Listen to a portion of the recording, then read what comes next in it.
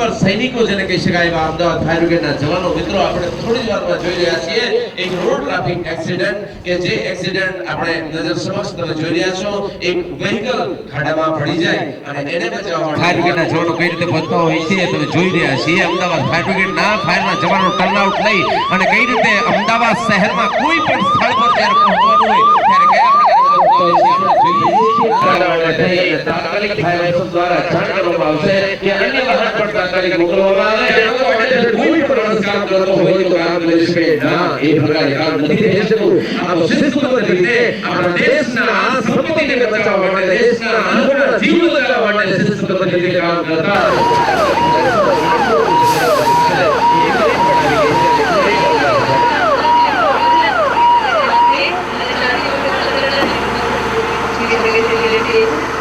एक बाजू फसेला लोगोने बचावવાનું કામ એક બાજુ ફાયર જો થઈ હોય તો ફાયર ફાઇટિંગ નું કામ અને આપણે ક્રેન ની કામગીરી પણ નિહાળી રહ્યા છીએ જે પ્રકારે ફાયર બ્રિગેડના જવાનો એ વાહનને તાત્કાલિક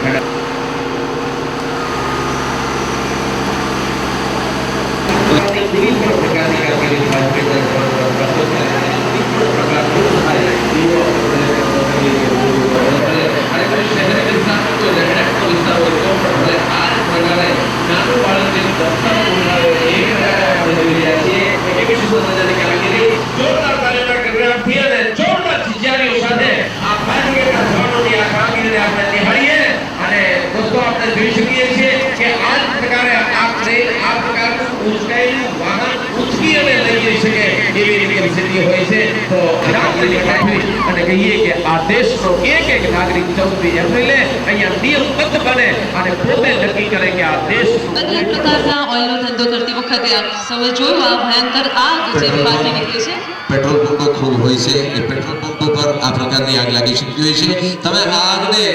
અહીંથી જોઈએ ત્યારે જ આપણને ખબર પડે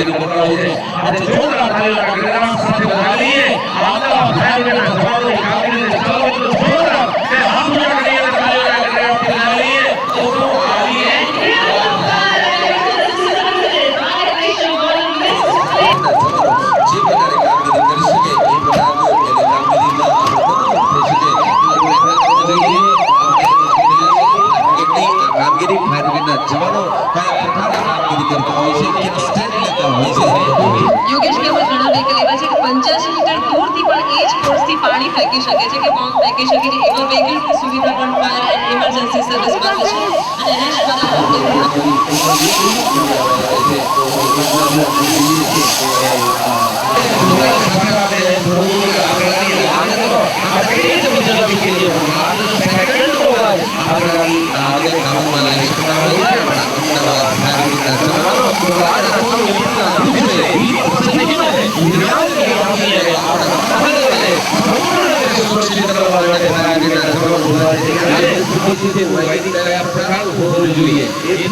અને ગેસનો વપરાશ કરતા હોય તો એને પણ કઈ રીતે આપણા વાહનો છે તો એ વાહનોને કઈ રીતે સાચવ્યું છે દેશને નુકસાન થાય અને દેશને ગેરમાતા કી જય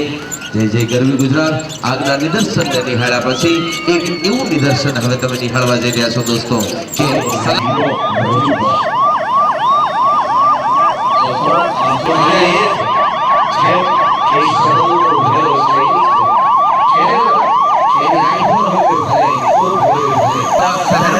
आपने सौ जारे ए वीरवर जने કહી શકાય જોરદાર અને દૂર સુધી આ પાણીનો સ્ત્રો કરી રહ્યા છે ભાઈ અને આ છે અમદાવાદ મિત્રો આ સૌને ઉભા થઈ આ સૌને આપવાને મારી વિનંતી છે સૌને કહી શકાય